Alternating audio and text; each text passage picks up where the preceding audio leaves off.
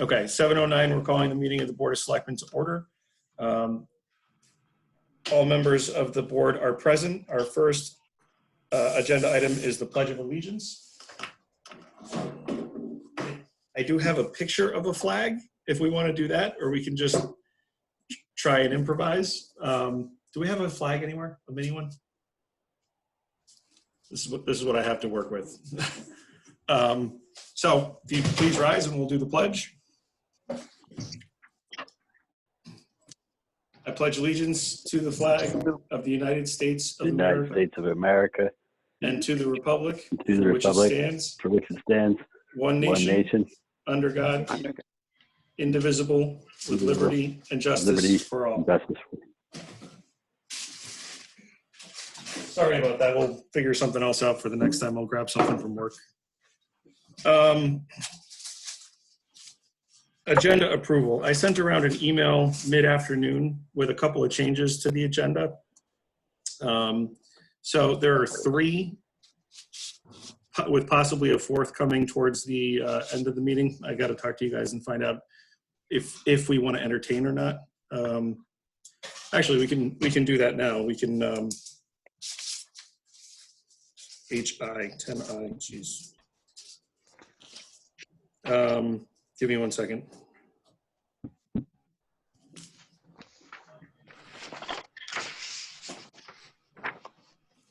Okay, so I have 4 items I'd like to add to the agenda. One is an amendment to existing 10E, and I would amend that to also include discussion and approval of a CNR transfer from CNR unallocated to Public Works grounds. And I'll explain what that is and why I'm asking for it when we get to it. But if I could have a motion, that would be appreciated. Is there a motion? I'll make that motion. Motion made by Marie, seconded by Alan. Any discussion? All in favor, say aye. Aye. Aye. Aye. Okay. All members are in the affirmative. So 10G is the addition of I'd like to add, discuss and adopt a resolution formalizing an advisory sustainability commission. This has to do with the sustainable CT program that we talked about a few months ago. And it's the next piece that we need to do to move towards doing that. So if we could have a motion and a second to add 10G, discussion of an advisory sustainability commission. I'll move that. Moved by Sarah. Is there a second? Seconded by Alan. All in favor? Aye. Aye. Aye. Aye. All members are in favor. Thank you. 10H, discussion of closure of town parks during the coronavirus emergency. Something that a lot of towns are starting to look at, and I wanted to get your feedback on. So if I could have a motion in a second to add that as a discussion. I'll move that. I'll second that. Made by Sarah, seconded by Marie. All in favor, please say aye. Aye. Aye. Aye. Aye. All members are in favor. Thank you.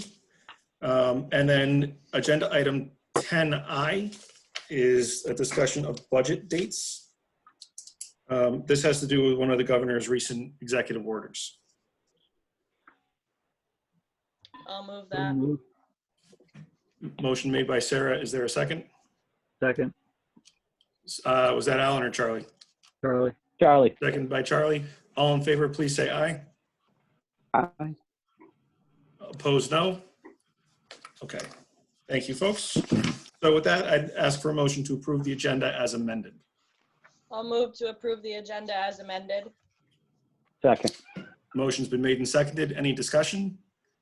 Seeing none, all in favor of the agenda as amended, please say aye.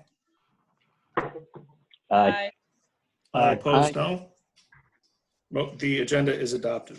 Our next item of business are a series of meeting minute approvals.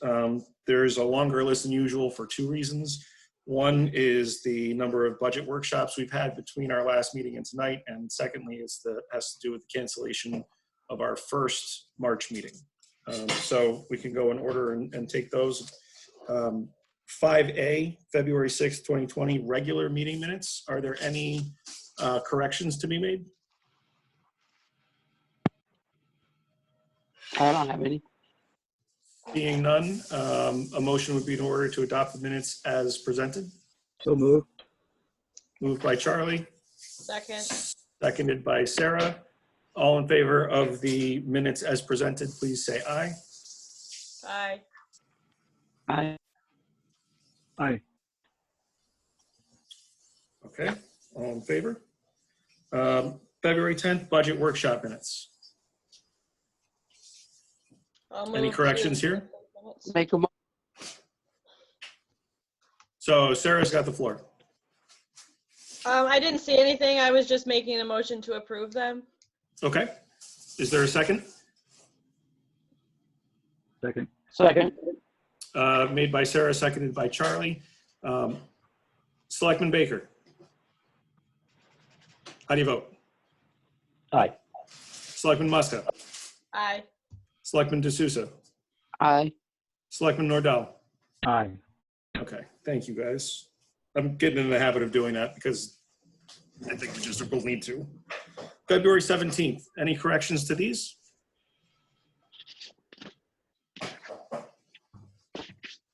Yes. Yes, okay. Just that, on page 3 and 4, Mr. Rybeck's name is spelled wrong. It's missing a C. Okay. Is that Any other? Charlie? That Jason, was, is that that was, Charlie? yes, Peg, that was a correction by Selectman Nordell. Thank you. Any other corrections to the February 17th minutes as presented? A motion would be in order to accept the minutes as amended. I'll move I'll that we make the accept motion. minutes as amended. I'm going to say Selectman Nordell made the motion. Is there a second? Second. Seconded by Selectman Muska. Selectman Baker. Aye. Selectman Muska. Aye. Selectman D'Souza. I, Selectman Nordell. Aye. So approved as corrected. February 20th, regular meeting minutes. I noticed that we were just given odd number of pages. I didn't see any even numbered pages in the packet. I don't know. Same. Oh, must have been a copying error. We can table these if you want. We'll get them fixed for next time.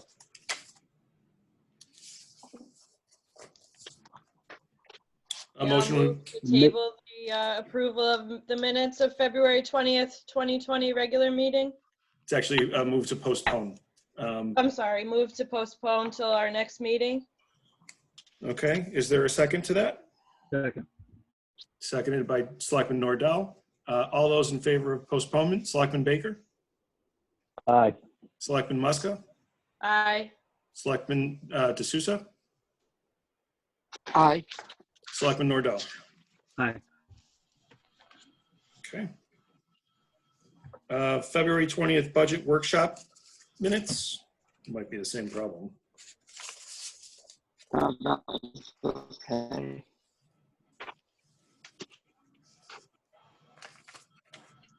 Any corrections to these?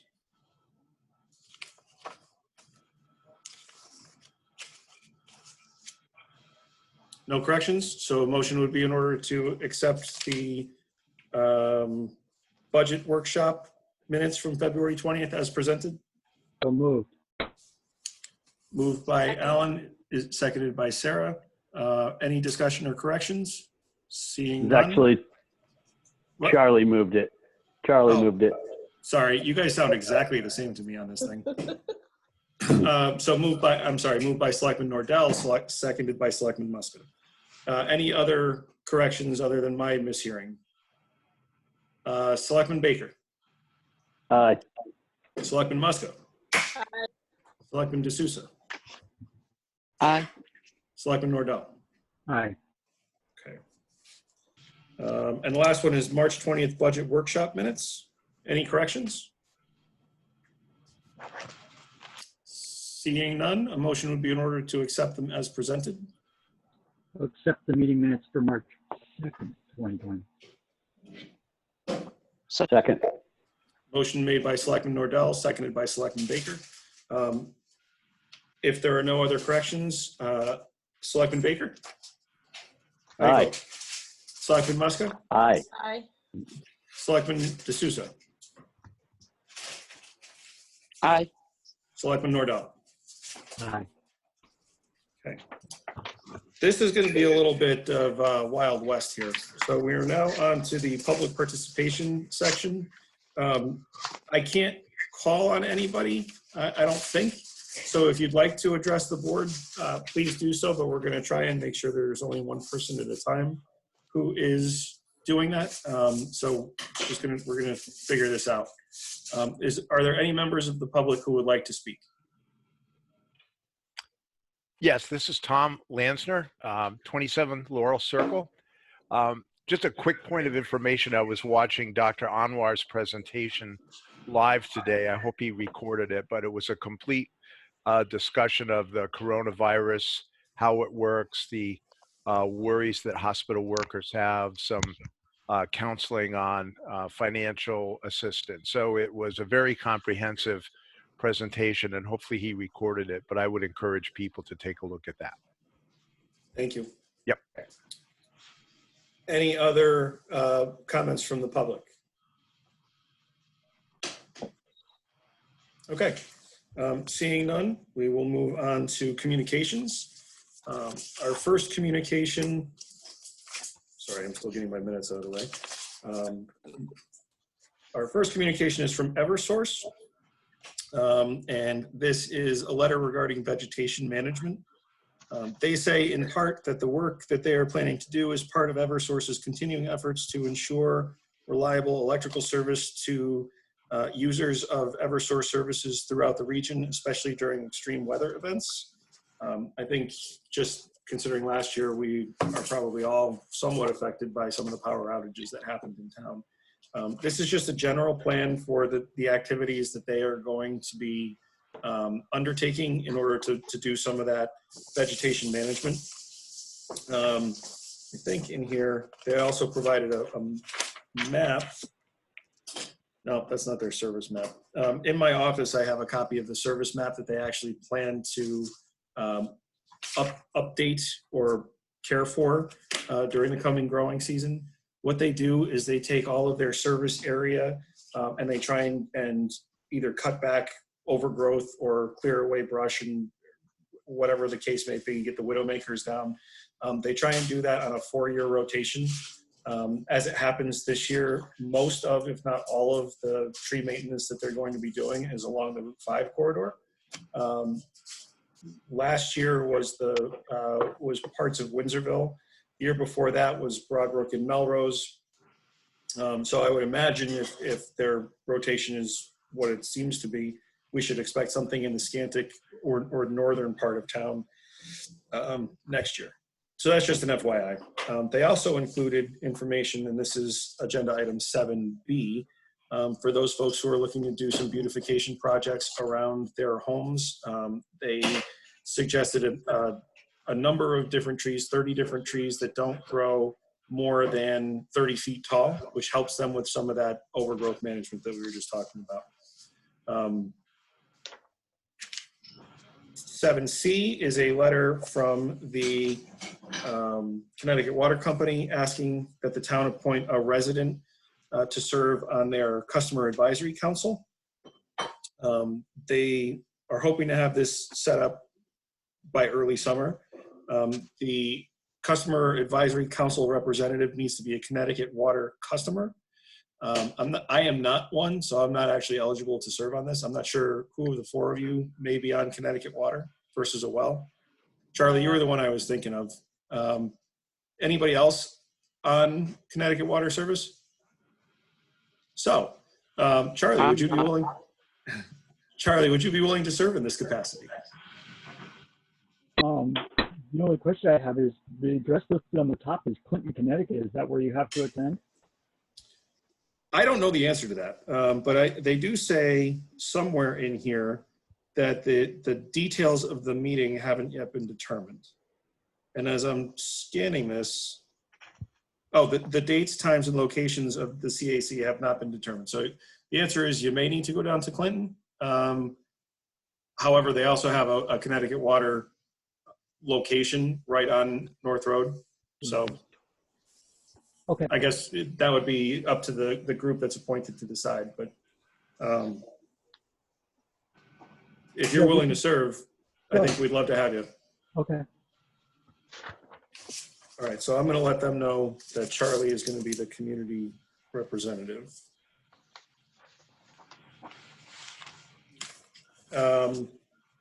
Next is a resource program. It's a communication about a resource program that Connecticut Water offers to people who are on payment plans or need some sort of financial assistance or technical assistance in getting square with their bills to make sure there isn't service interruption. So that's just a general FYI. If you come across somebody who might be in need there, that's what they're providing. And then the last communication item is just letting us know that they have a land project coming up this year. They're hoping to do it this year, and that's the replacement of the Hunt Well Field, which is commonly referred to as the filter beds on Mahoney Road. Alan, did you have something there? No? Okay. No, sorry. That's okay. I thought you cut out. So that's just FYI. Now you'll notice that their public hearing for planning and zoning was on the 10th.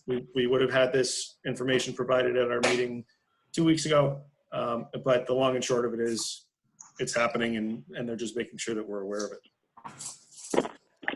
Next is resignations. So the only resignation we have today is from Kirk Monstream, who is resigning from the Water Pollution Control Authority.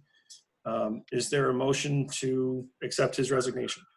I'll move to accept the resignation of Kirk Monstream to the Water Pollution Control Authority. Is there a second? Moved by Sarah, seconded by Charlie. I would add, with regret. With regret. Kirk is a great addition to whatever he serves on, and certainly sorry to see him go. The motion is in favor of accepting the resignation. Selectman Baker. Aye. Selectman Muska. Aye. Selectman Nordell. Aye.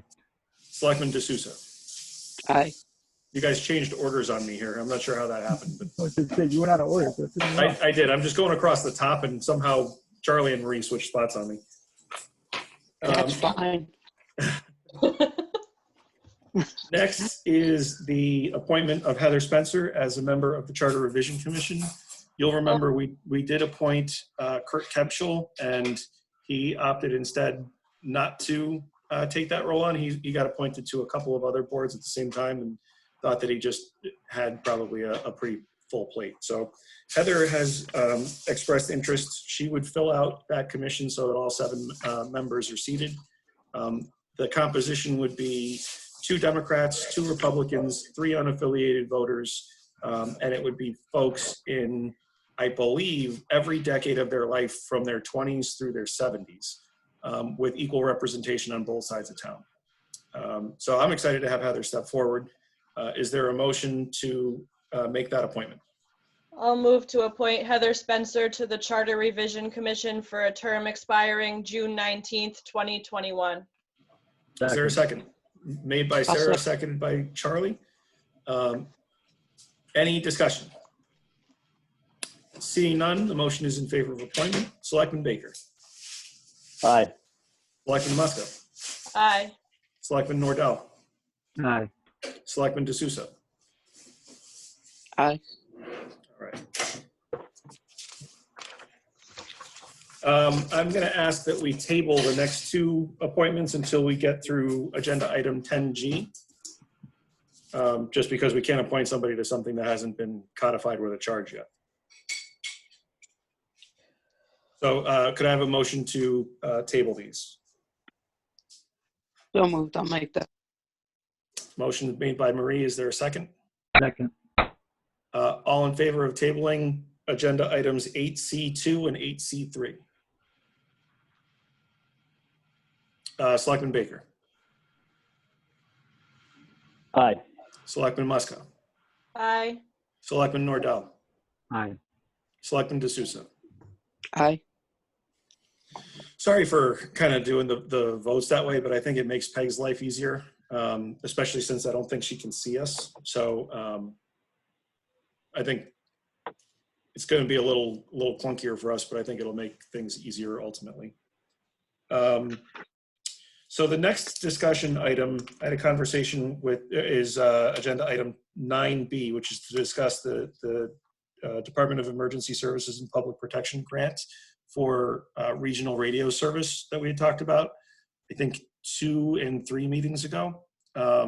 This was brought to us by the folks at the Broadbrook Fire Department, and it was explained that it's simply holding our spot in the process should the town decide to go onto the state's radio system. That's how I understand it. The contract, or the MOU rather, has been reviewed by the town council, and I spoke with the police chief about it today, and they have no objections. So I think we're okay to move forward with that grant. Is there a motion or discussion? May I ask a question, or do you need a motion first? No, you can ask a question. Do we have any idea what the cost impact is on it if we were to move forward with it? No, there would be a cost if we were to move forward. The proposal at this point in time is not to do that. Okay. It's a placeholder of sorts, is how Assistant Chief Bancroft has explained it. It's something we may need to do down the road, maybe not that far down the road, but that would be a conversation we'd have at that point in time. Okay, so if we were to move forward, we're not obligating ourselves to anything at this time. We're simply just putting ourselves in the process, correct? That is my understanding, correct. Thank you. Any other questions on this? Should we, I mean, I don't have a problem, having it going forward just to have it pended to get into the cycle that they want. But Sarah's absolutely right. We would pay for all the radios. They wouldn't service any radios that weren't purchased through them. So it could get quite expensive. It could. It would be, and that would be a cost that we would incur if we decided to go onto the system. What this is doing is holding our place in line so that if we decide we want to do that, we have a guaranteed number of ports. Okay. That's what we're trying to do, is just make sure that we have a marker down in case the town should decide that we want to do that, having considered the cost at that point in time. This is financially a no obligation thing for us at the moment. Is there a time limit to how long we can sit in the queue and not take action? I don't know the answer to that, and I don't have the contract or the MOU in front of me. That's in the office. I'm not sure that we do, but who knows?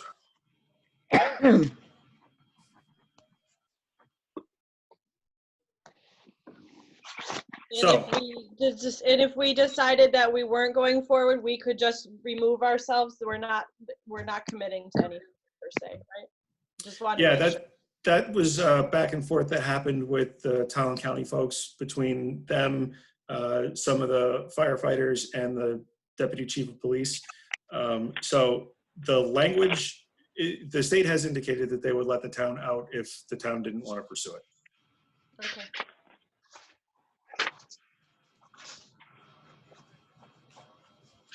So do we want to move forward? Do we want to vote to reject? What do you want to do? Well, the copies of that, Sorry, go ahead. So Marie and then Sarah. the copies of that memorandum is in the February 6th minutes. If anybody wants to take a quick look at that, I don't recall seeing any time frame in it. Yeah, neither do I. It's not a big deal. I just was wondering if they'd spelled anything out since then. No, there's been no new information on this since the February 6th meeting.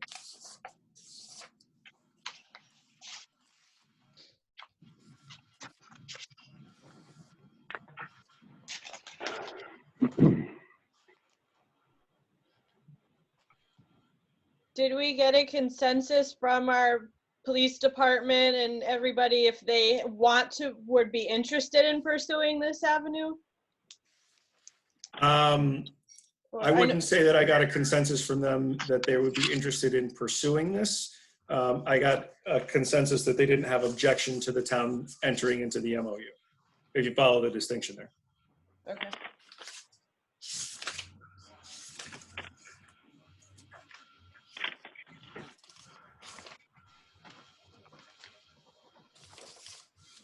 Other questions or comments?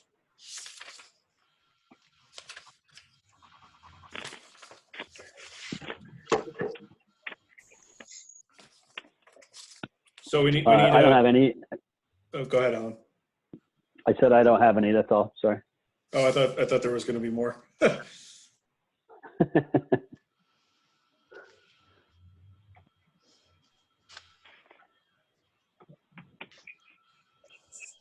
Jason, Jim Barton here. So go ahead, Chief. Just to elaborate on that a little bit, there's absolutely no cost at this point, and there is no time limit on that memorandum. It just gets our foot in the door if we ever decide to utilize the state radio system. And keep in mind, our radio system's over 20 years old, so maybe down the road an option for us rather than building our own infrastructure like we have right now with our radios to utilize the state police radio system. And I think that might be close. I think that might our radio system is pretty old at this point in time, and that's a big dollar expense when the time comes, and it's not far off. So, Alan, did you have something? Yeah, I was just curious. Since you brought that up, would they be putting an antenna on our tower, or using what we have and just connecting to their system? We would just have to basically buy the equipment. We might have to buy a repeater or an antenna for our tower, and then of course new radios. But they would actually maintain and keep up the infrastructure that we actually do on our own right now.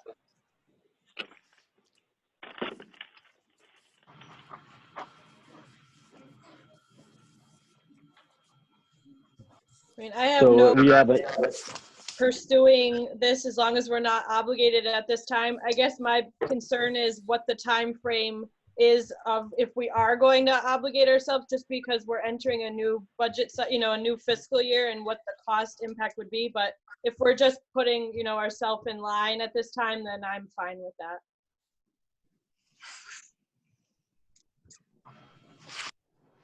Is that a motion, Sarah? No, I wasn't, but it can be. I move to pursue moving forward with the DESPP grant. Is that okay? Authorize the first selectman to sign the MOU with DESPI. Okay, authorize the first selectman to sign the MOU with DESPI. Is there a second? Seconded by Selectman Baker. Any additional discussion? Yeah, Jason, if you said MOU, Yeah, it's in. that's going to, according to the effective date and the terms that are here, it said that when all the parties have executed and all required approvals have been granted, the MOU may be modified. But if you sign that, to me, I interpreted that you're signing it for 5 years, renewable after 4 years. And if you want to get out of it, you have to give them written notice 2 years previous. I don't have a problem moving forward with putting in a queue, but I have a problem signing something that may put us in a financial bind at this time. Well, there is no cost incurred at this point in time. There is, if we were to switch over to the town system and then to the state system and then want to pull off, at that point in time, we would need to give them 2 years notice. But if we enter into an MOU for no service and no cost, there's really no, we can give them 2 years notice that we're going to continue to want no service at no cost. It's kind of like a nothing thing unless we start taking advantage of what the state is providing, which at this point we don't do and we don't have a plan to do. Okay. Any other comments? So a motion has been made and seconded. Selectman Baker, Aye. Selectman Muska, Aye. Selectman Nordell, Aye. Selectman D'Souza. Aye. Okay. I need to sign that.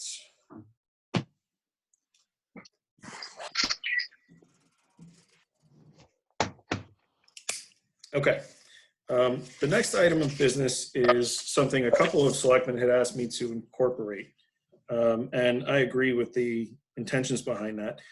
This is a review of what is currently on file in my office for the Broadbrook Fire Marshal's responsibilities and accountability. By way of background, I met with him on February 24th. No, I'm sorry, December 24th, Christmas Eve. And in terms of trying to figure out how, as a direct report to me, I could manage him, what I asked for was if he could provide me with a 2-week schedule looking forward to what his work plan was for the next 2 weeks, and a report 2 weeks back to let me know what he had done in the last 2 weeks, so I can see what are you planning to do and what did you actually do, and how are things going. That has not happened one time in the 4 months I've been in office.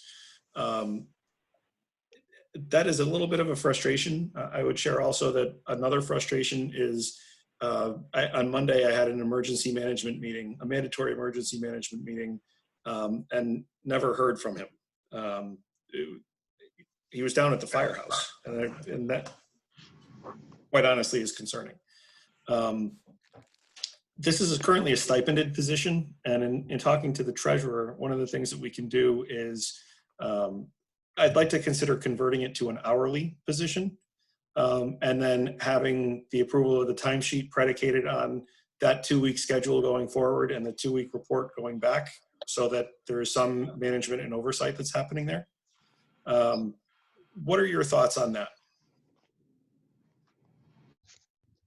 I absolutely agree with that idea. I think that if we're just giving money and not getting reports back, we're just giving money, and it's like not having a fire marshal. I think it's important that we have some sort of track record of what's being done for that money, whatever money that we give out. We always ask for something back as far as information or proof or whatever on how it was spent. And besides that, just from the standpoint of we need to know, what's being inspected, what's not being inspected, what's going on with the fire inspections in Broadbrook. Okay. Any other comments? I would definitely agree. I think that there really needs to be some accountability with this position. Number of annual inspections, are they getting done? With public safety, if something would happen, there's a lot of liability there. So I'm definitely in favor of what you're saying here. Yes. Anybody else? Charlie, Marie? Yeah, I Charlie? have to agree. There certainly has to be a record kept as to what's being done. There are certain buildings that are done on a 1-year basis requirement, and then there's other buildings that are done on a 3-year basis. You have both on your side of town, so they should be getting done. There's not a lot, but there's quite a few, and if you haven't gotten a report in 4 months, then that means we're already behind. So yeah, something needs to happen here.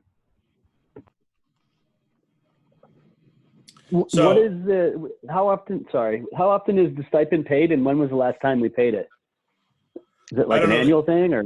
I don't know the answer to either of those. My guess is that it's paid out, it's averaged out bi-weekly is my guess, but it would be paid out with the same frequency that the registrar of voters is, Okay.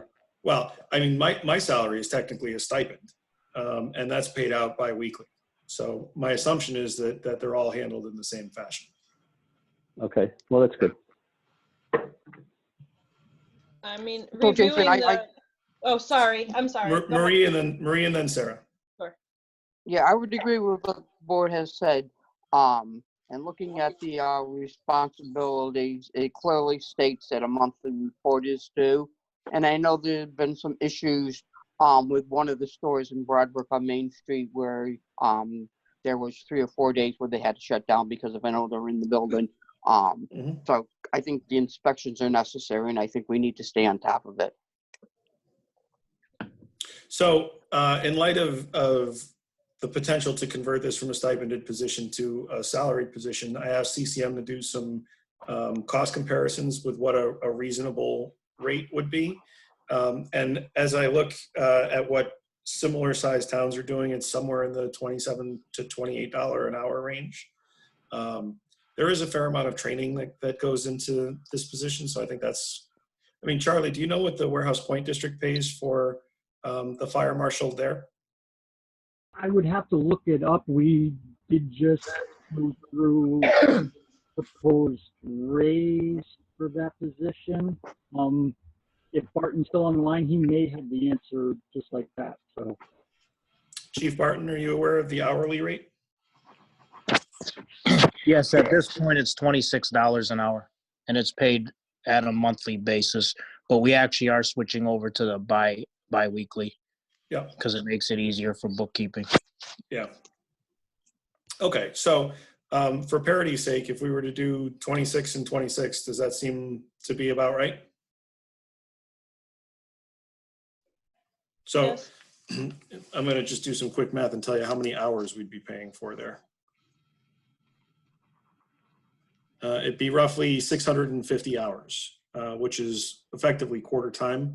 I don't have any sense at all if he's anywhere near that, or if he's far surpassing that, or if that's just about right in terms of the number of hours. But it's something that if we implement this new system, we could monitor going forward. Charlie. I can tell you from reports that we get on the Warehouse Point side, that is a lot of inspection hours, a lot. You could get easily the whole side of Scarborough done, I would think, under those hours, easily. Well, in that vein, one of the things that we could do, so if we set that at 26, 27, whatever the fair market is for that, we could also bring on a fire inspector because Blaine does work in, I think, Plainville or someplace not nearby. So there would be an opportunity for us to bring on a fire inspector like is done in the Warehouse Point District. Yes, you could do that, but then you would need supervision of that. And I just worry, since we're not already getting reports from the person in charge, would we get reports from someone under that person? Well, you could make them both reportable to me. Agreed. And again, on the Warehouse Point side, I believe that if my memory serves correct, we pay based on reports submitted, hours submitted by reports. That's what their pay is based on the Warehouse Point side. They have to do the inspection, report it, and report their hours used to do that inspection, and then their paycheck is based on that. Is that policy codified somewhere? If I'm correct in what I'm saying, it's definitely in writing. If that's the case, if you could get me a copy of that, that'd be a big help because we'll just mirror that. I have some other information for you as well on this subject. Okay. So is there a need for us to move forward tonight, or do you want to wait until we look at what Charlie's able to provide and I can just notify Blaine that we're going to be converting from a stipended model to an hourly model, or we can wait to see what Charlie has to share with the group. What's your pleasure? I'm good with moving forward to the hourly. Okay. Anybody? Sarah? Alan? Go ahead, Sarah. Did you have something to say, or? No, I'm in favor of moving forward this evening. I've been attending all the fire district meetings and such, and I see, the accountability that it's the standards that are held on that side of town and the way things are getting done. And I agree that this should be hourly at this time, and and hopefully things will start getting done the way they should be. And I just find it inappropriate that, Mr. Simpkins isn't reporting to you, Jason, especially, in the Corona crisis and the emergency management, and, not even showing up to the meeting, and, seeing the duties that are required and not providing any of the documentation. And I just think it's unacceptable.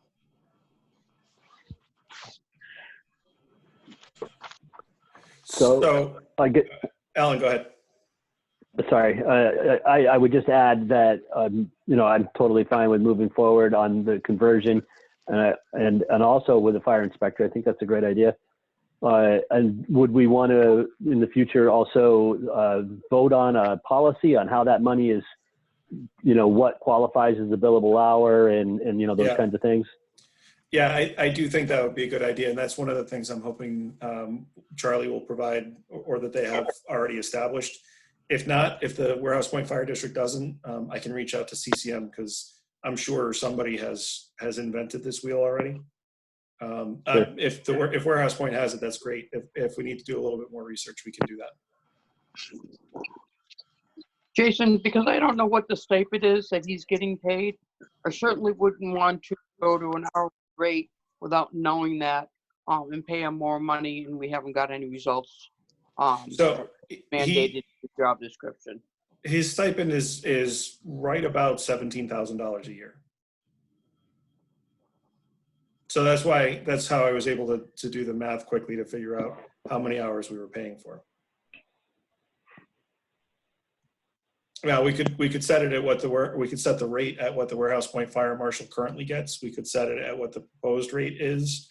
I think it's important to think about the position and not the occupant per se. I mean, if we're establishing a job function or modifying a job function, then that's something that we need to consider. Right, but if you're not out and have an opportunity for others to apply for that job that he's holding, I have a problem paying for something that we're not getting our money's worth. So you want to? You're going to go from a stipend position to a part-time position or an hourly position. You may have somebody else that might want to. So if we, well, we could certainly. I'm not. Let me check with the town attorney on the process there to make sure that we're not stepping into some labor problem. I don't think we are, but now I need to talk to Josh. Charlie.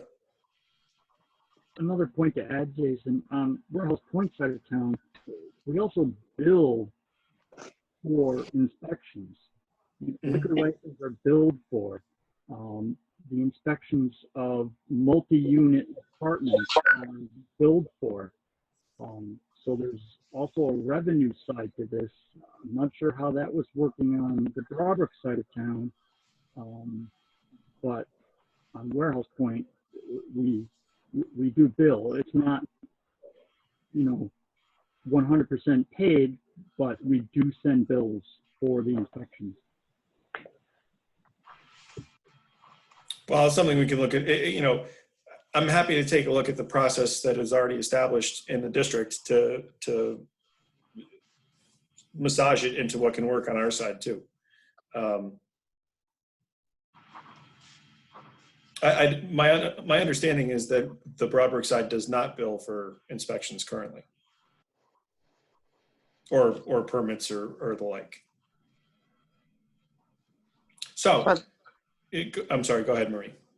But that can be instituted as part of the responsibility. Mm-hmm. Yes, it could.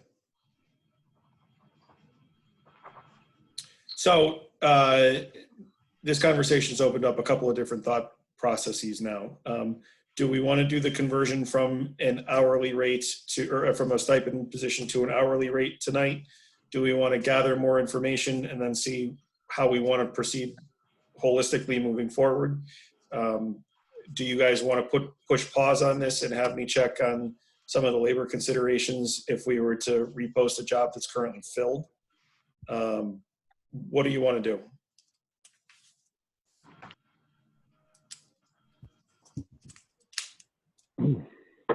Alan? Well, I think as long as you, as long as we know that we can change it to an hourly position, I think we should go ahead and do that. And then we can continue working on this to flesh out the rest of it in the next couple weeks. Okay. Is everybody on That's the fine. same page with that? Yes.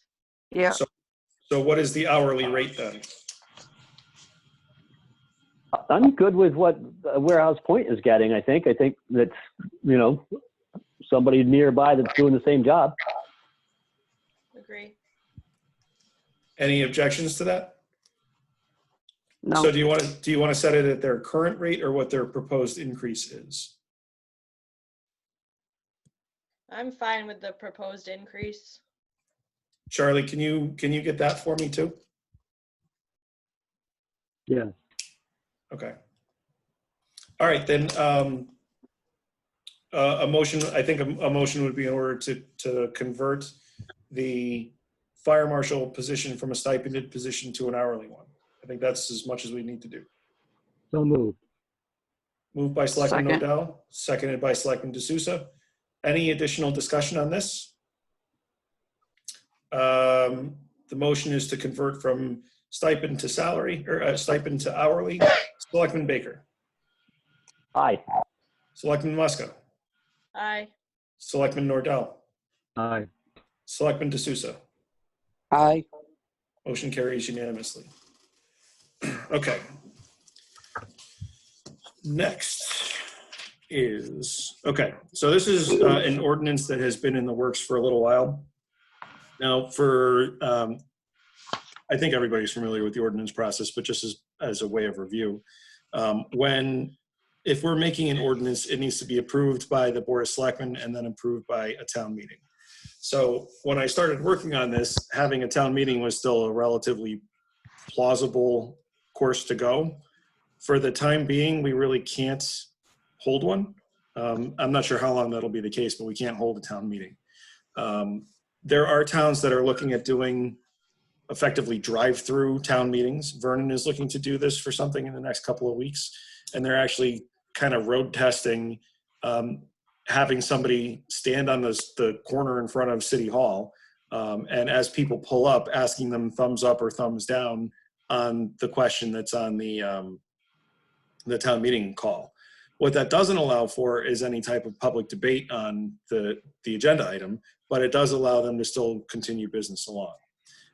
The other thing is under the executive order that the governor issued in the emergency declaration that I have in place in town, I can amend ordinances under my own authority.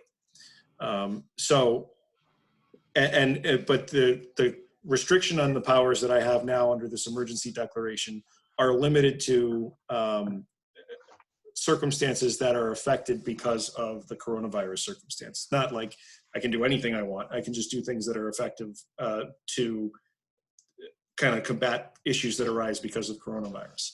So that's just kind of a lay of the scenario here. But what this ordinance would update is the process by which we accept payment for motor vehicle taxes that are delinquent. So if you're going to register your car, you're standing in DMV for 2 hours, you realize that you're 3 years back, you owe 3 years worth of back taxes. Currently, the only way to pay those is with a certified check, a money order, or cash. Nothing that you can do while standing in line at DMV. What the amendment would do is allow us to accept credit card payments as well, which, if you're having one of those days where you're standing in line at DMV for 3 hours, you don't want to be told you got to come back again tomorrow when the line's going to be 4 hours. You want to be able to say, I made a call, I cleared it up, can we just move this along?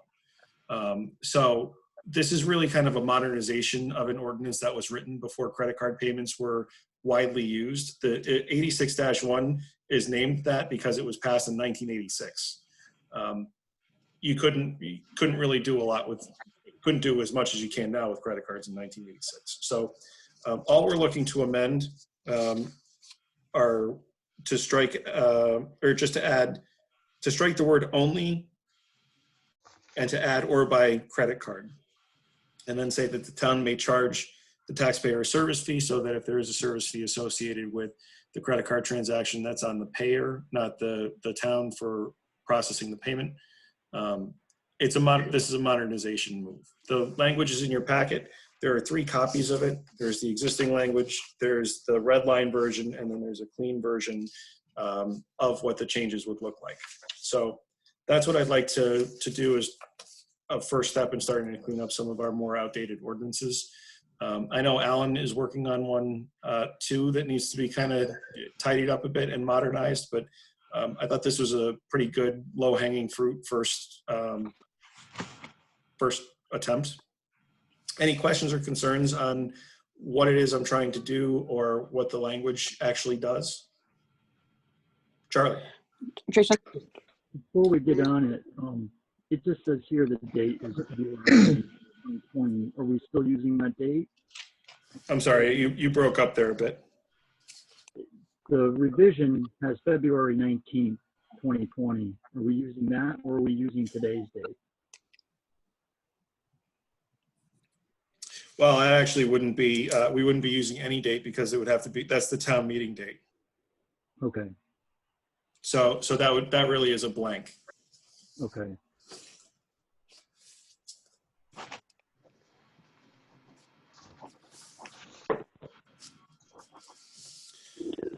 Marie, you had a comment. Yeah. Well, no, I was gonna address the date because it said it was held at the annual town meeting. Annual town meeting is in December usually, but it says that they changed the year and left the February 19th, and we haven't had a meeting on this. And then I don't know if we have to resend the original ordinance and then make a motion on the new ordinance. Yeah, the agenda at the town meeting would be to repeal 86-1 and Yep. replace it with what would be 2020-1. Right. So, obviously, we got to leave it ourselves open to be able to continue doing government over the next 6 months, 4 or 5 months, whatever it's going to be.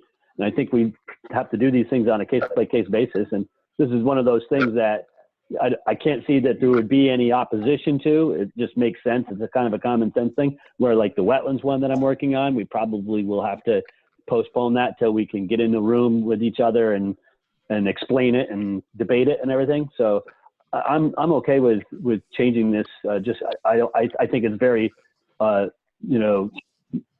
can't imagine anybody having an issue with it in the first place.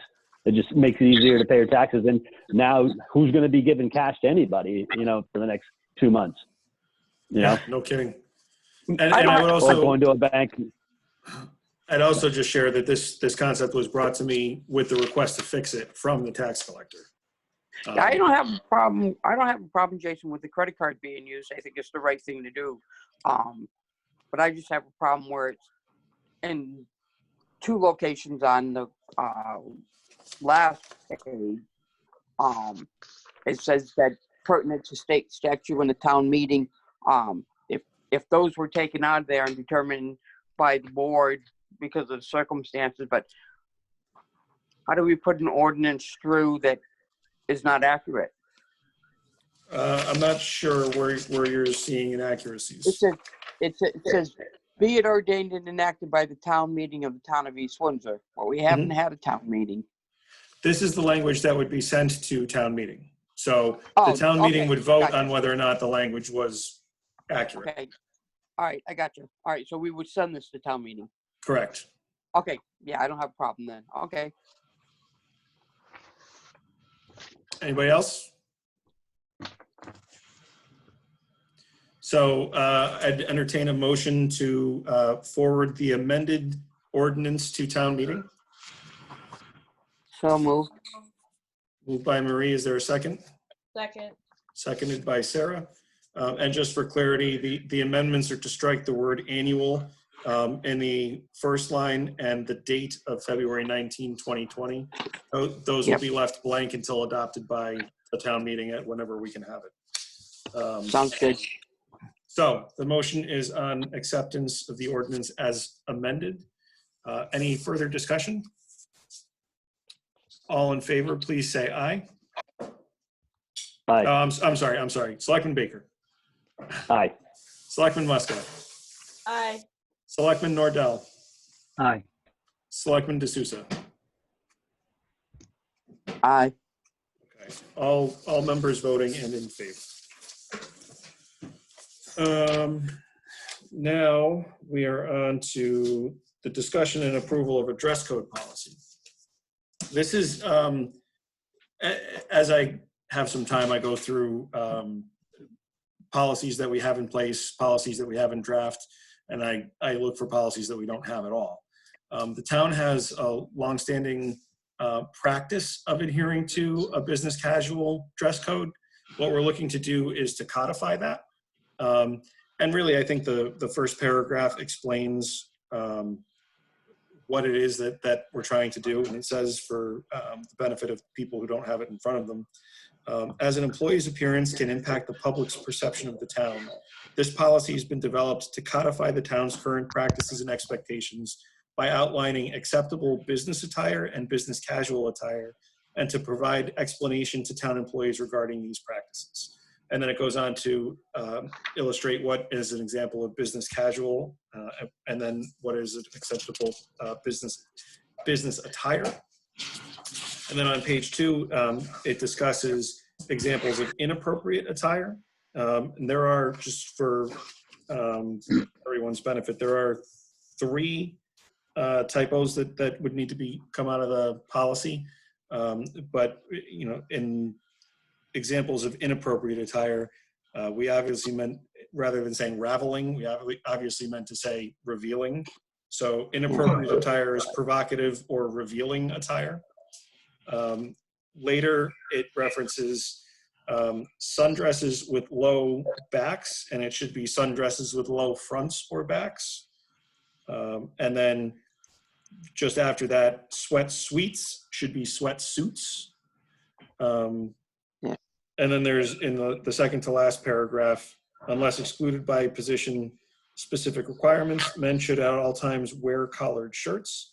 Wear should be W-E-A-R, not, so the act of wearing, not a location. So that's what I'm trying to do. This is an attempt to codify existing practice and make sure that we are demonstrating by policy that we want to put forward a professional atmosphere for both employees and for the public.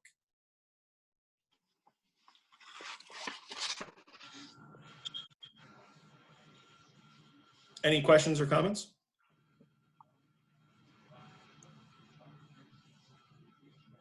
Nobody? So as a policy, it does need to be adopted by the board. This does not need to go to town meeting. Policy is established by our board. There's some likelihood I'll have to impact bargain this, which is to let the bargaining units know that we're codifying a practice and here's what it is. And if they want to talk about it, I can provide them that opportunity. But I wanted to bring this to you so we could set out that this is what we're trying to get to as a professional work environment in terms of appearance. So if there's no other discussion, is there a motion? I'll move that. Make a motion. Go ahead. I'll move that the Board of Selectmen adopt a dress code policy. As presented with corrections? As presented. I'm sorry, what did you say? As presented with corrections. As presented with corrections. Is there a second? Second. Seconded by Selectman Baker. Any further discussion? All those in favor, please say aye. I'm sorry, no. Selectman Baker. Aye. Selectman Muska. Aye. Selectman Nordell. Aye. Selectman D'Souza. Aye. All members are in favor. Apologies, guys. I'm a little out of step, still doing the roll call thing. I'm used to doing, like, we'll get there. Okay. Next is a discussion of the coronavirus response policy.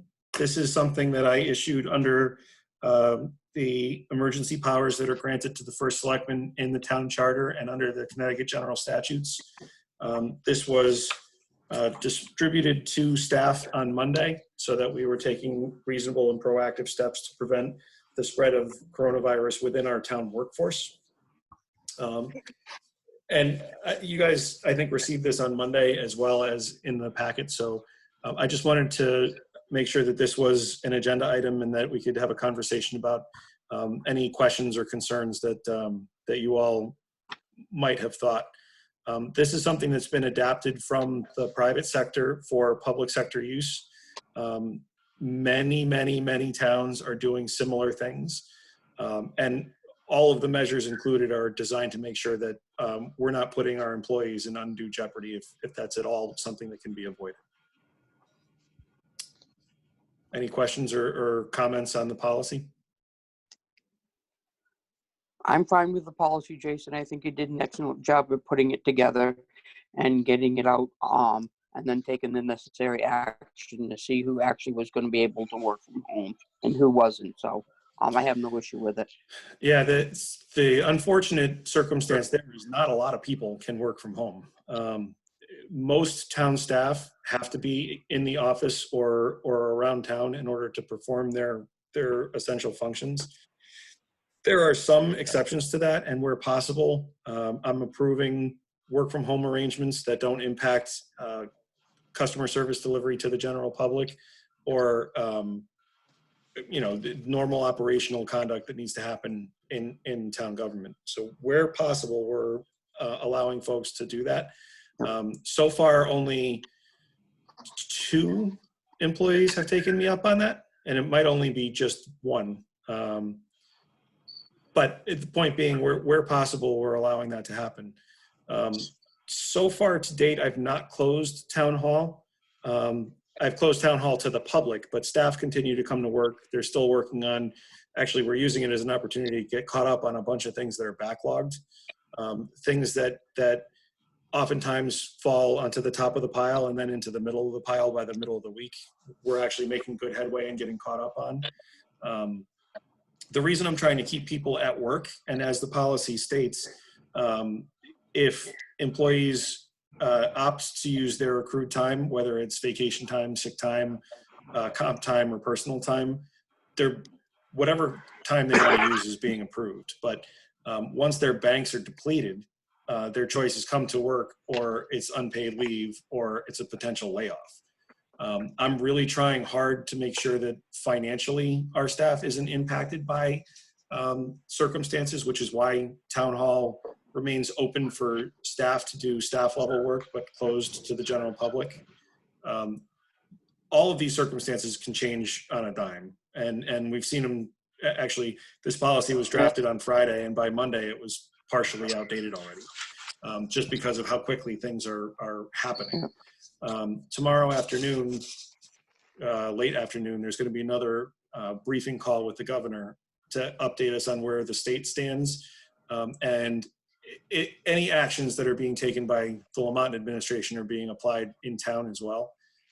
That includes restrictions on group sizes. That includes any types of closures that are being recommended. The social distancing thing we're taking very seriously. All of the directives that have come out, we're trying to adhere to, and we'll continue to do so.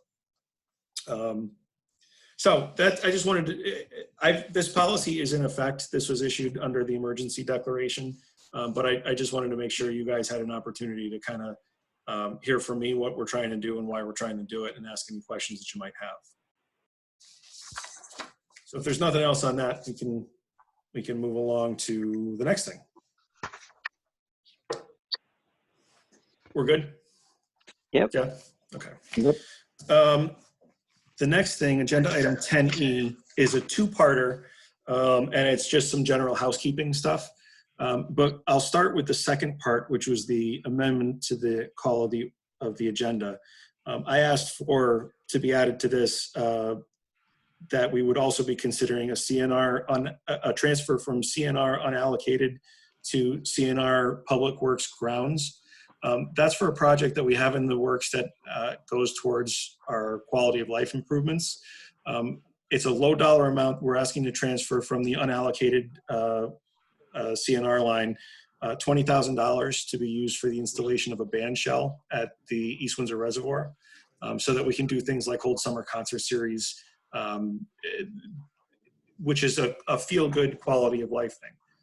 The intention was that we would have this in place in time for Abby's Walk, which was going to be on April 25th. Now it looks like we will very certainly have it in place because Abby's Walk isn't going to be until sometime in October. But many towns do these summer concert series, and they're a great draw for family members from their 80s down to their, adolescent years to come enjoy nice weather, enjoy good company, spread out a picnic blanket.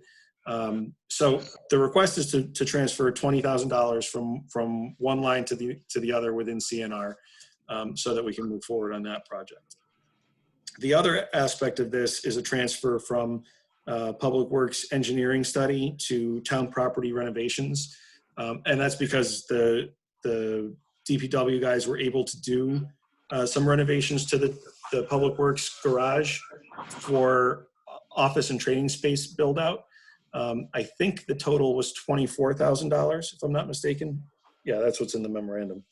So this is just basically using money that was intended for the purpose, or to study the purpose and apply it towards the project that completed the purpose the study was looking to fulfill.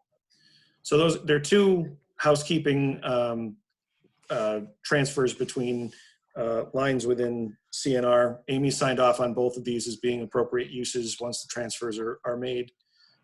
So that's what we're looking to do. This is no additional money. This is money that's already been budgeted for. It's already in CNR. We're just moving it to expend it. Any questions or concerns? Nope. Nope. No, I'd just like to make a comment that I'm definitely in favor of, having concerts and different events here in town. I know I myself travel to other communities to, take part in things like that during the summer. And I think that would be really wonderful for us to have here in town. So I think that's a great idea to make us competitive with other communities and offer things to our residents. I think that's great. Yeah. Thanks for that. This is something I've been hoping to have happen in East Windsor since probably, Sarah, literally before you were born. I can remember being a 5 or 6 year old kid. Well, you're going not to that this, much older than me, so. well, this week it feels it. But I remember going to see the summer concert series in Windsor with my grandparents, and we'd stop and we'd get a Baskin Robbins ice cream cone and then listen to what seemed to always be a polka band.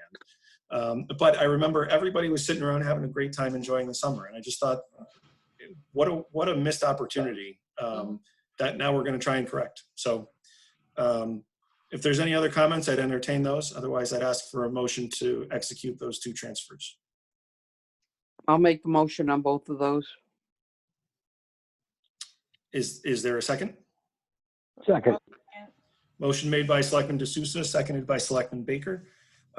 For Peg's benefit, the motion is to transfer $24,000 from CNR Public Works Engineering Study to CNR Town Property Renovations, and to transfer $20,000 from CNR unallocated to Public Works Grounds. Any further discussion? Seeing none. Selectman Baker. Aye. Selectman Muska. Aye. Selectman Nordell. Aye. Selectman D'Souza. Aye. Motion carries unanimously. Thank you guys very much. We are now on to approval of tax refunds. There are two sets that are in your package. One is from it was from what would have been our March 5th meeting. The other one is for tonight's meeting. So we'll start with the one that's dated 3/2/2020. Is there a motion? I'll move to approve the tax refunds totaling $270.68. Is there a second? Second. Motion made by Sarah, seconded by Alan. Any further discussion? All those in favor? Selectman Baker. Aye. Selectman Muska. Aye. Selectman Nordell. Aye. Selectman D'Souza. Aye. Motion carries unanimously. Next is the tax refunds dated 3/17/20. Is there a motion? I'll move to approve the tax refunds totaling $1,249.88. Is there a second? Second. Motion made by Sarah, seconded by Marie. All those in favor? Selectman Baker. Aye. Selectman Muska. Aye. Selectman Nordell. Aye. Selectman D'Souza. Aye. Carried unanimously. Now we're going on to agenda item G, which I emailed around earlier. This is what we need to do if we're going to have an advisory commission for the Sustainable CT grant program that we're trying to access. We need to set up this advisory commission. That's their rules. We adopted the resolution that they required us to do back in, I want to say December. It might have been January. And now what we're going to do is establish the advisory commission, and then we'll go back to the tabled items 8C2 and 8C3 and appoint 2 members to that commission. So the resolution, and Peg, I can, if you hit me up on this tomorrow, I can get it to you. But the resolution is as follows. Resolved to create an advisory sustainability commission to focus attention and effort within East Windsor on matters of sustainability and to promote East Windsor's local initiatives and actions towards sustainable CT municipal certification. The commission will report to the Board of Selectmen not less than annually. The advisory commission will consist of at least 3 members and not more than 5 members, one of whom shall be the first selectman or his designate. Members shall serve for a term of 18 months. After the expiration of the 18-month term, the Board of Selectmen may extend the commission and or its membership. That's the resolution. This is just setting up the advisory panel so that we can start checking more boxes with them. Just a tickle from talking, not Corona. Any questions on the proposed resolution?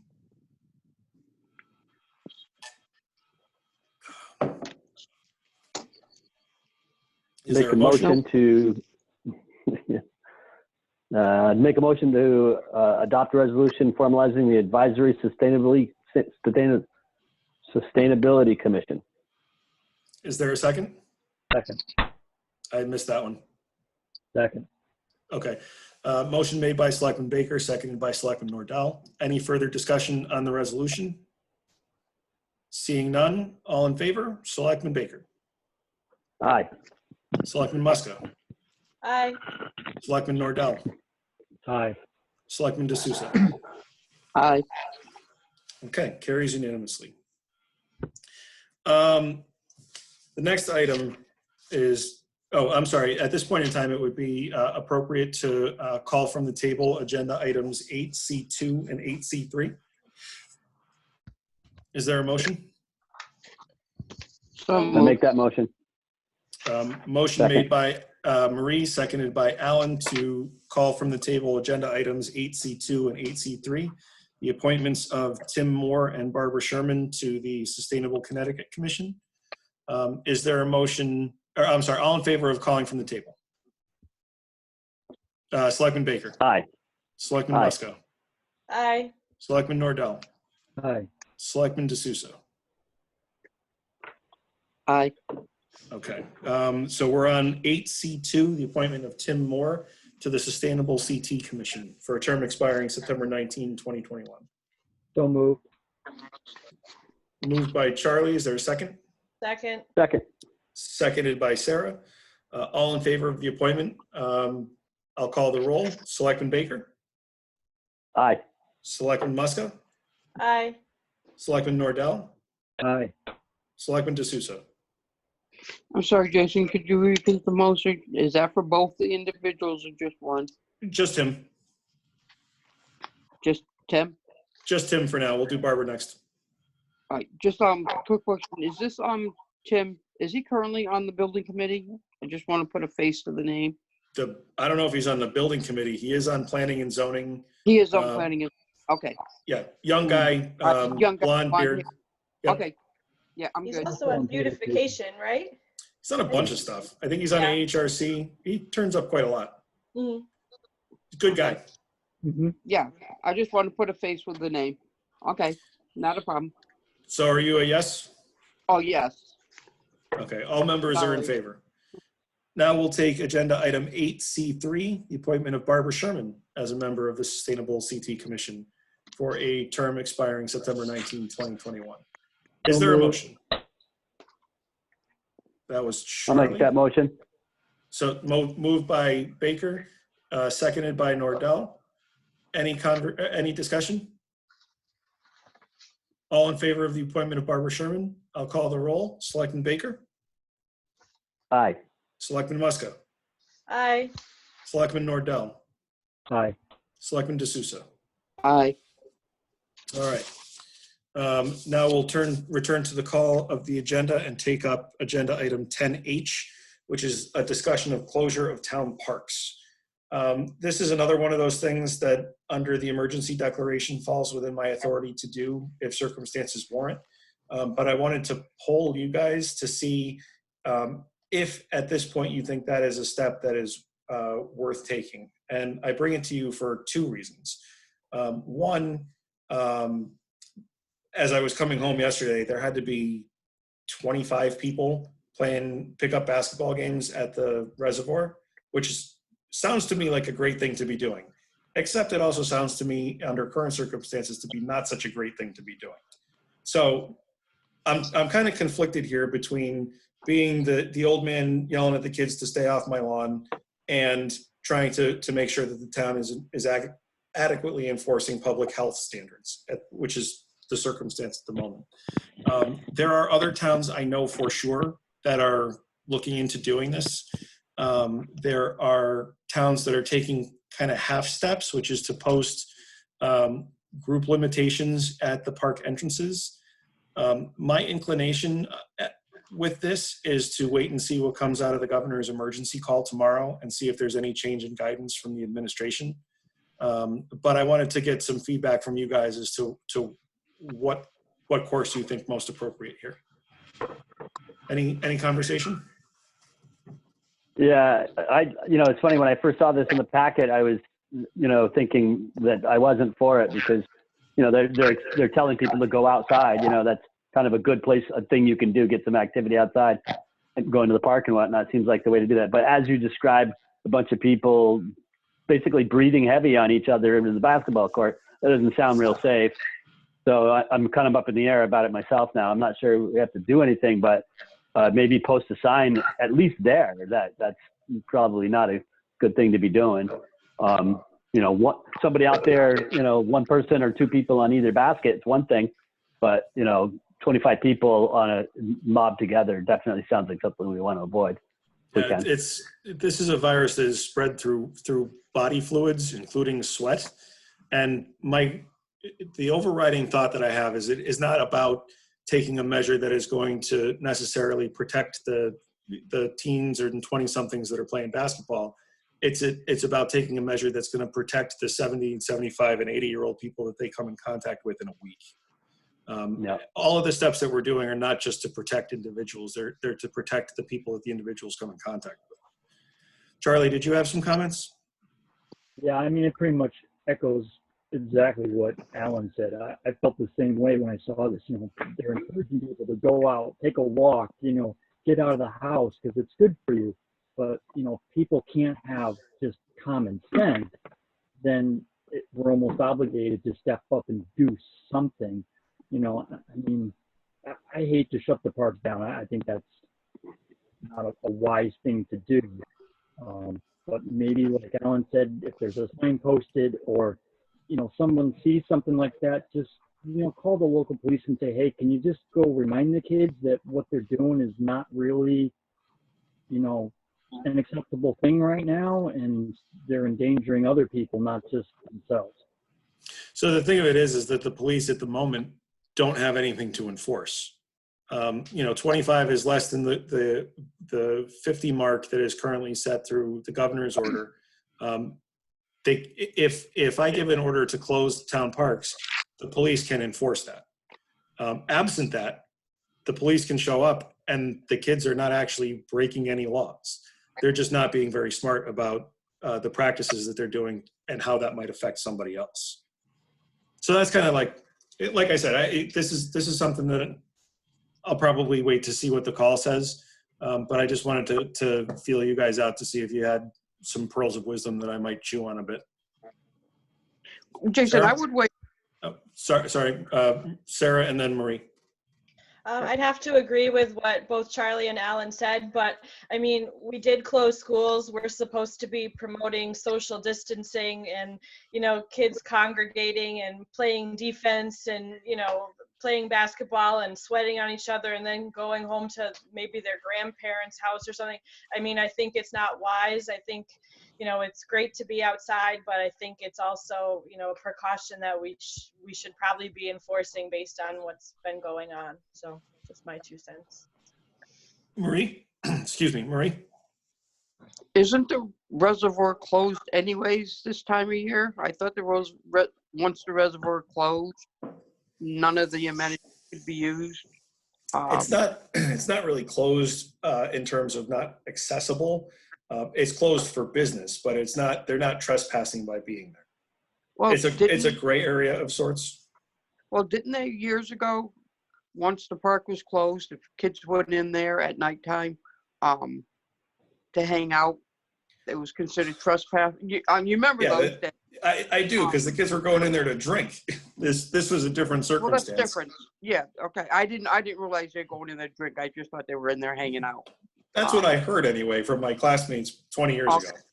Well, yeah, I'm the old lady in the group, so I don't know what they were doing. But if they have the legal authority to be there, that's one thing. But I mean, there's more than 25. That's another issue. So I agree. We got to make sure that we keep everybody safe.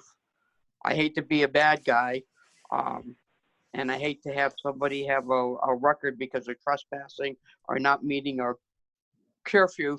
But if that's what's going to happen, that's what we got to do. It wouldn't come to somebody having a record. Yeah. It would come to the police saying the first selectman has ordered the parks to be closed during the crisis. Move along. Yeah. And what's going to happen is the 25 kids, it's not like they're all going to go to their own houses. Right. 6 of them are going to go here, 8 of them are going to go Right, someplace else, 10 of them, you know. But the point is, they're not going to be 25 in a group, potentially spreading amongst 24 of their closest friends this nasty thing that could have an adverse impact on somebody else. Yeah, So I agree. I think maybe I'm being a little too easy going on it, but I'm thinking maybe if you can do a ordinance or whatever temporary order to close the parks, you could probably do one just to say, you know, no more than so many people on the basketball court, and post a sign, you know, and then that's enforceable by the cops. Because I'm thinking about people that have, you know, younger kids and live in apartments and stuff like that and want to get out and to a little bit of open space and run around for a little while, play tag in their own family group or whatever.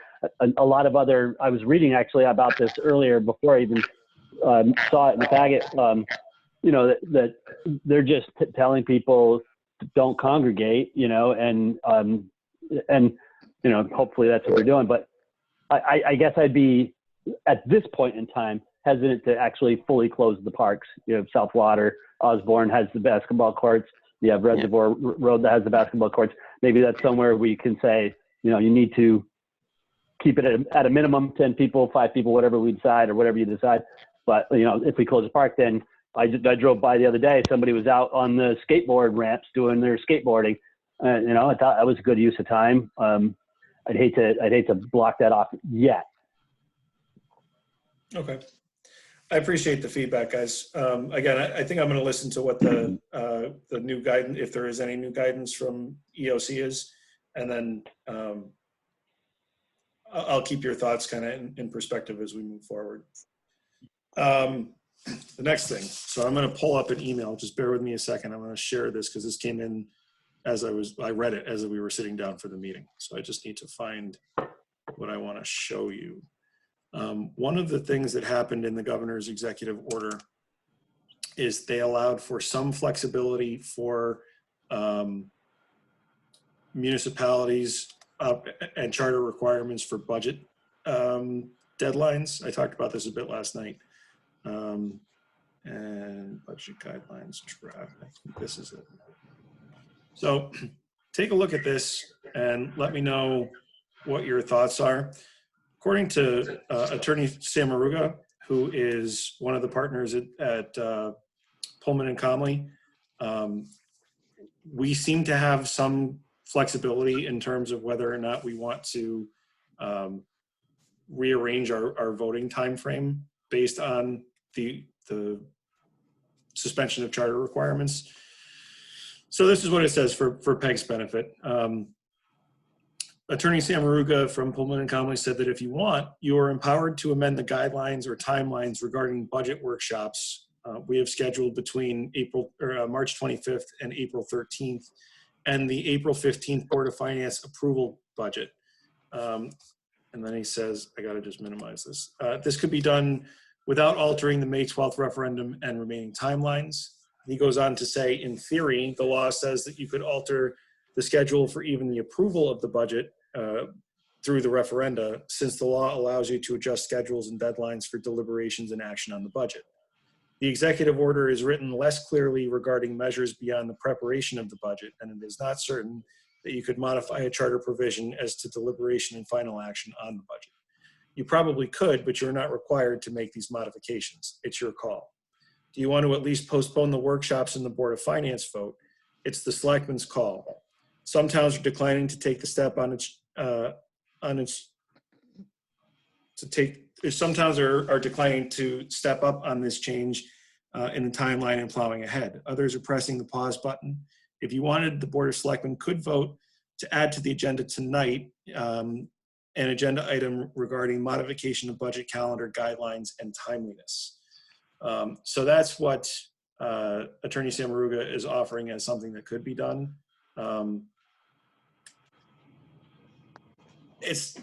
Our part of the process is over. So I think this really comes back to whether the Board of Finance thinks that the process in place is workable for them. With the time, the process in place that I'm referring to is having to do this via Zoom instead of being able to meet in person. We could keep this in our back pocket to say that we could avail ourselves of the authority in Executive Order 7B to give them more time if there's the possibility that more time would be helpful. But I had said last night that I was going to look into how that executive order affected us, because we had deadlines on both sides of the order date. So at any rate, I'm sharing that to let you know that it does appear that we can flex things around a bit if there's a need for us to do so. I think it's best if we, at this point, follow the guidance of the Board of Finance in terms of what they think they need. But as the counselor said, it's up to you guys.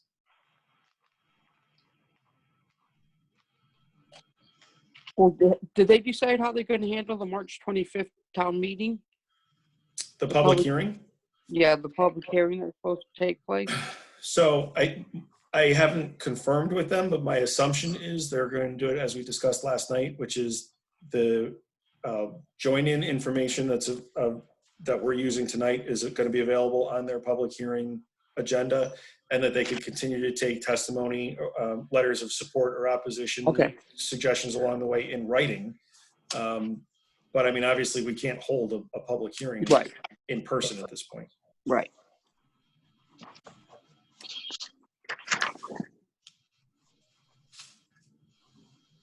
Alan, if you're talking, you've gone mute. Sorry, I do that at work all day long too. You'd think I'd learn after 20 years. I think that, we don't get a lot of people for those public hearings anyway in the actual room. Seems that most of the people are hearing about it and commenting it some other way outside of the meeting. So I think that the Zoom would be able to have the capacity to handle anybody that wanted to show up for the meeting, that would normally show up, I mean, if you look at the meetings that we've had so far in the last 2 months, 3 months before this all happened, it's the usual suspects, all the time, 5 or 6 people that you see all the time that are mostly involved, and then the word is getting out some other way anyway, you know? So I think we're okay proceeding the way we are for the most part at this point in time, unless, like you say, the Board of Finance wants to change something down the road. Any other feedback?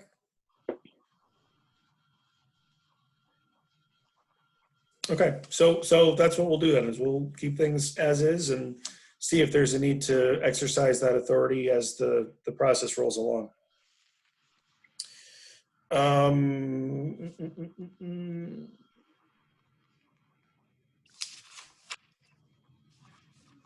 I think that gets us to selectmen's comments and reports. Unless I've missed something. So where's mine? So I'll share with you a couple of things. I don't know where the damn thing went. Hang on, bear with me just 1 second.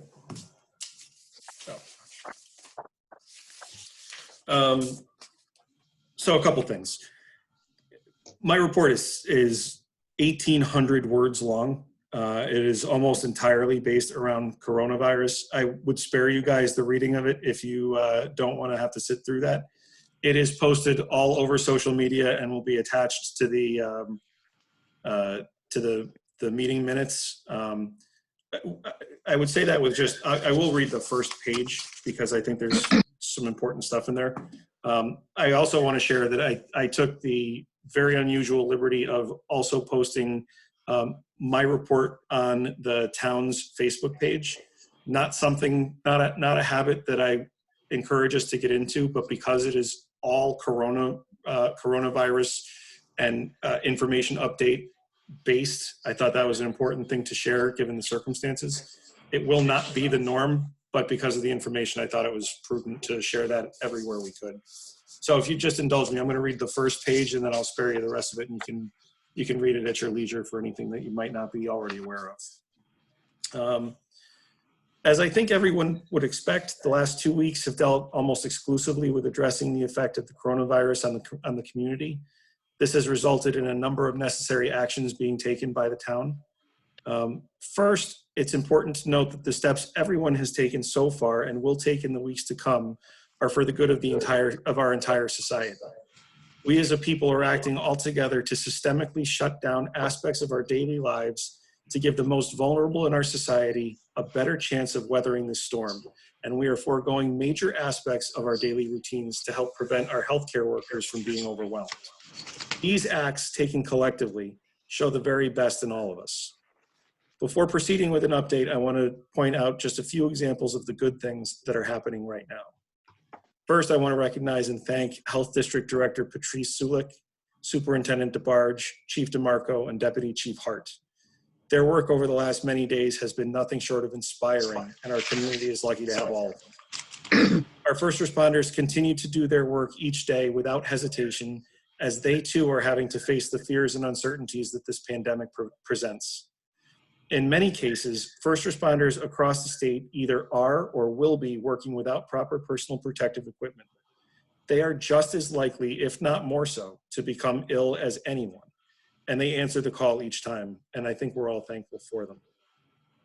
I want to recognize the outstanding dedication of the teachers in our community. In the last few days, I've seen our teachers posting Facebook videos to continue interacting with and teaching our students, from gym classes to teachers and administrators reading children's books to elementary students over the computer. I find that to be awe-inspiring. I also recognize the people who work at grocery stores in our communities. Many of these grocery clerks are often forgotten or looked past, but in this new reality we find ourselves in, they find themselves on the front lines as well. They keep going to work.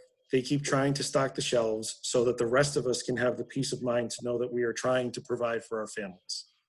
Those grocery store employees are being constantly exposed to the general public, and we are all relying on them. And that same sentiment holds true for the people who are working in banks, for the people who are working at gas stations, so that our daily lives can continue as normal as the new normal is. I also want to share that the town staff working for us are incredible, dedicated, and they're an incredible, dedicated group of people. Every one of them continue to show up for work and do whatever they can to service the community, including finding new and innovative ways to try and be supportive and provide town services. I'm proud to be associated with all of them. We've also seen folks trying to lend their own strength to the community. Just Jeannie is holding a concert from the safety of her own home, taking requests over the internet and broadcasting it live.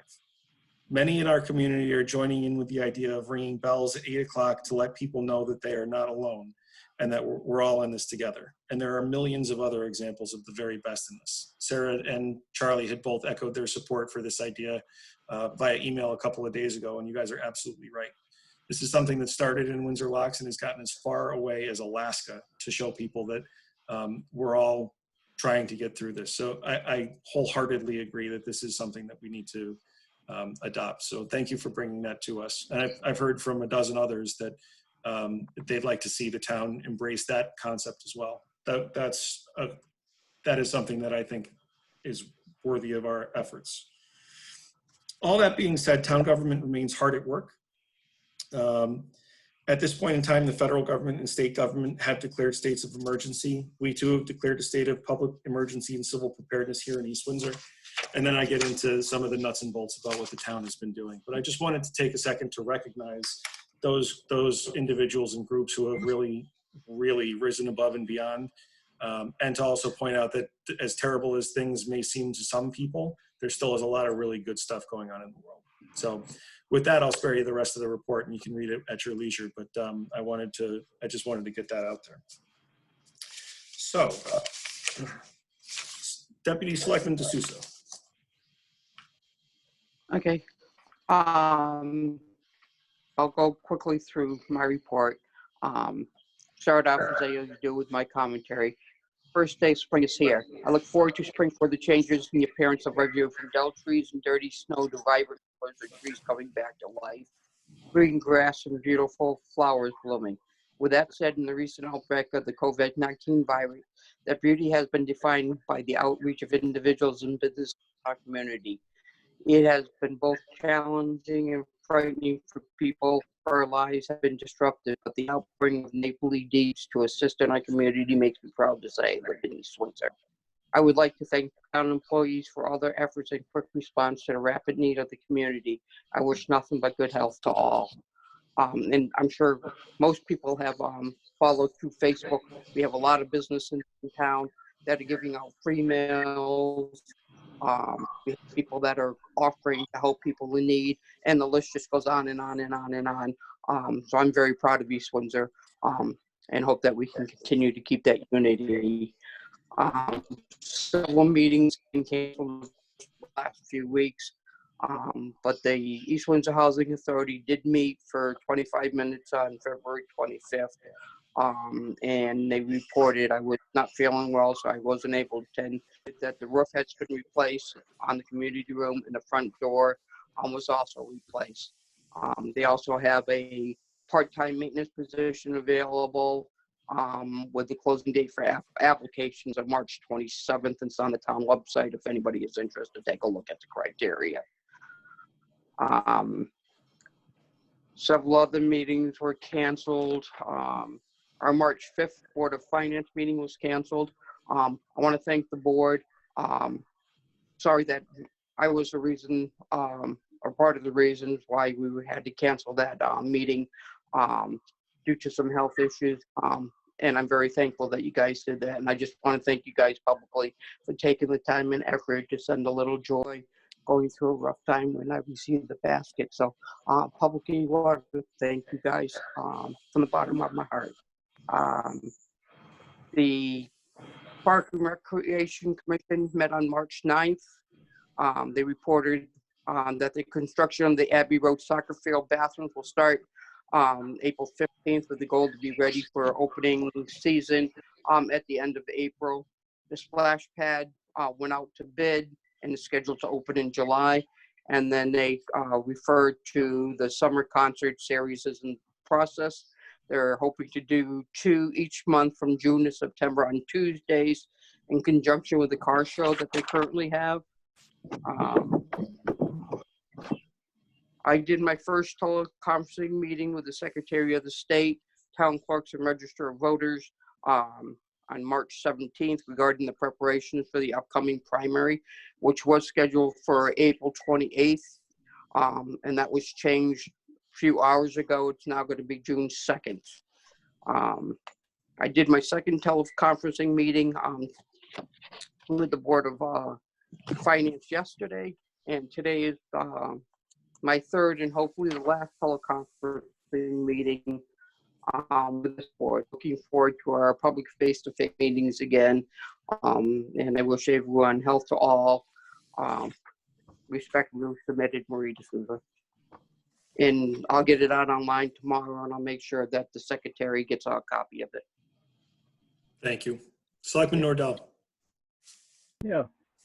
Well, as you know, I was away for a week, so I missed a meeting or two. Sarah filled in for me on that perspective. But on March 11th, I did attend the police commission meeting in which the main topic of discussion was COVID-19 and all the steps the police department was taking in precautions and educating themselves to prevent illness amongst themselves and the general public. They were saying that having even just one or two officers with the virus could deeply impact their ability to cover shifts and effectively police the town. So they're taking every measure they can to keep themselves safe.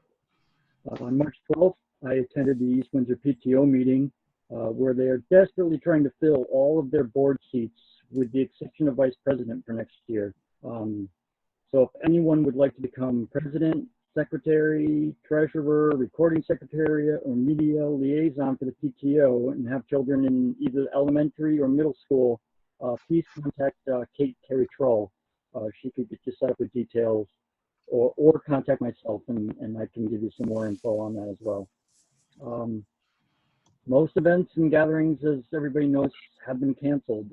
However, the school system is still continuing. Like Jason said, they're doing an awesome job with providing meals still for the kids that can be picked up at the middle school between 7 and 10 a.m. They're also continuing their distance learning for all grades and have been posting all kinds of great things on Facebook. Nighttime story time read by various school staff, along with gym and fitness programs and art programs.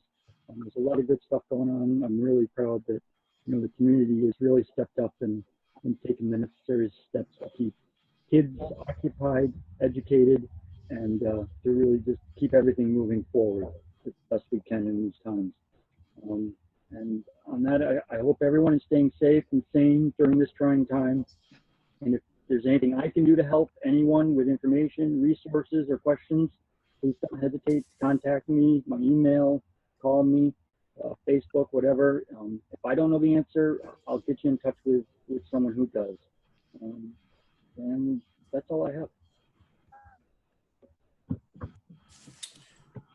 Selectman Muska. I'm not going to read mine word for word. Mine is quite lengthy, so I will post it in its entirety. But I just wanted to echo what the first selectman said and thank him for what he's done, as well as our police chief, deputy, our first responders, our fire chiefs, Melissa Maltesi, our superintendent, everyone pulling together in the community with obviously no notice, and they're doing a superb job. A lot of things were already touched, so I will touch on a few things that weren't mentioned. I did attend the 19th Amendment, A Tale of Suffrage, Sacrifice, and Success on Wednesday, February 26th, which was at the Warehouse Point Library. The event was well attended by men and women of all ages as we were educated on the 72-year struggle and empowering journey for women to obtain the legal right to vote and the inequality that women still face today. I did attend the Board of Education meeting, which was following that. The board welcomed their new student representative, Rebecca Syme, to her first meeting. One thing too, Dr. DeBarge did give an update on the Hartford Choice reimbursement that I had previously reported on, and that has been resolved for this fiscal year. The Hartford Public Schools will be submitting reimbursement to our district without proof of residency, and Hartford Public Schools plans to reevaluate this process next year. Let's see. On Tuesday, March 3rd, I attended the Charter Revision Commission public hearing. I spoke asking that the commission consider removing the 2% budget cap that currently exists, and also hoping that they will look into separating the CIP and debt service budgets from the 2% cap. As it stands now, with this in place, it limits our ability to bond. Based on our current situation, the town can't even look at bonding as an option until 2026. On Wednesday, March 4th, the Veterans Commission met and discussed the planning and execution of the upcoming Memorial Day Parade, distribution of flags on graves at our cemeteries, and new state incentives being offered to veterans. On Friday, March 6th, I attended the East Windsor High School girls basketball game, where our Lady Panthers had a great win over Wheeler High School, 47-35. And with that win, they were set to move on to the quarterfinals of the Class S state tournament, which, as you know, was canceled. But I'd like to congratulate the players and the coaches on a tremendous season. They really made East Windsor proud. On Tuesday, March 10th, I attended the Broadbrook Fire Department Board of Directors meeting in place of Selectman Nordell, who wasn't able to attend. The board discussed upcoming drills, physicals needing to be completed by their next meeting, and hoping to fill 2 lieutenant positions before June. March 11th, I attended Police Commission and Board of Ed meetings. I think this was touched on. But as we go through the next few weeks dealing with the COVID-19 crisis and the fear of the unknown is apparent, let us be united together as a community, support the small businesses who are the backbone of our local economy. Ask your elderly neighbor if you can get them anything when you are grocery shopping. Be patient and kind to all who may be dealing with hardships during this time. You are not alone. We are all together. And if anyone is in need of anything, whether it be food or toiletries or any, even a smile, please feel free to reach out to me anytime. I'm happy to help. That's all that I have. Thanks, Sarah. Selectman Baker. Still muted. Thank you. All right. First of all, I'd like to just say thanks to Jason and the rest of the town staff and the teachers and police department, fire departments, everybody that's keeping the town business going and working so diligently to keep everybody safe. I think everybody appreciates it. So there was not a lot going on for meetings this month, but I went to the Planning and Zoning Commission. They voted to pull the bond for the Meadow Farm subdivision. That developer disappeared. The road work wasn't completed. So the money will be used to complete the project. The Public Works Department is formulating a plan to get the roads finished. They also started hearing an application for Connecticut Water Company site improvements, which you heard about during the meeting tonight. The water company is replacing the building they own that supports the wells they have just off Mahoney Road, which are the buildings and the equipment is pretty old. So they're just basically redoing the whole site. Board of Finance last night, the board started the work on the budget that we just sent to them. The Board of Education made an in-depth presentation of the services and strategies that are behind the numbers in their budget. For me, it was probably the most in-depth look that I've had of how a lot of the money is spent. They've now presented their line item budget to the town as well, and that's available, I think, on the school website and is on the town website too at this point. The budget process is really gone online out of necessity at this point.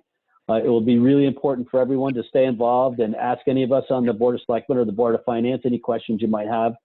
And everything will be posted on the various sites for everyone to look over. So, stay involved with all that. In closing, I'd like to say it's been really encouraging to see how so many people are rising to the daily challenges that are being presented to us with resilience and great attitudes. It reminds me of the stories I heard after the October storm a few years ago, how neighbors were helping each other out pretty much any way they could and banded together to get through a very trying time for so many people. So if you need help with anything, please make sure you reach out. Somebody in town is ready to lend a hand in some way, and you can count on that. Stay safe, and as always, you can ask me anything on this page or email me at abaker@eastwindsorct.com. Thanks very much. We now are moving on to public participation. This is the public's second opportunity to interact with us in this new medium. I see we have Tom Lansner and I'm guessing Ruth Ann still with us. Is there anything you guys would like to say to the board? If so, you're muted. There you go. Okay, yeah. I just want to echo a lot of what the other selectmen have said about the job you as first selectman have done, the stepping up to the plate in your first few months, and all of the other people in town that are pulling together. So even though we're in our golden years, I'm feeling pretty comfortable about the way things are going. So great job, everybody.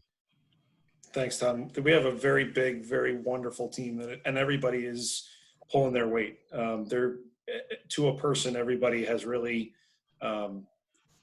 risen above expectations and just gone. I'm just so proud of the team that we have. We're just Absolutely, yeah, a really lucky community. absolutely. So with that, we don't have a need for an executive session, although, yeah, we don't have a need for an executive session. I was going to try and see if I could pause the recording and then restart it just to test it. But I can do that. I'll try that at work with a couple of staff people, just in case there is a need in the future. Guys, I don't have any idea how long we're going to have to do this way. I think this worked relatively well. I thank you all for your patience in trying to figure it out as we're going along. If we'll do this as long as we have to, and as long as it's working, and if we have to keep doing it and this doesn't work, we'll figure something else out. But reach out, stay in touch. If you have questions or concerns or suggestions or you need information, the whole town staff is a resource. And other than that, we're just going to keep on keeping on. So a motion would be in order to adjourn. I'll move to adjourn. Motion has been made by Sarah. Is there a second? Second. Seconded by Alan. All in favor of adjournment, please say aye. Aye. Aye. Baker? You're still muted. Selectman D'Souza? Hi. Sign language. We are adjourned at 9:01 p.m. Thanks, everybody. Thank you. Nice job. Thanks. You too.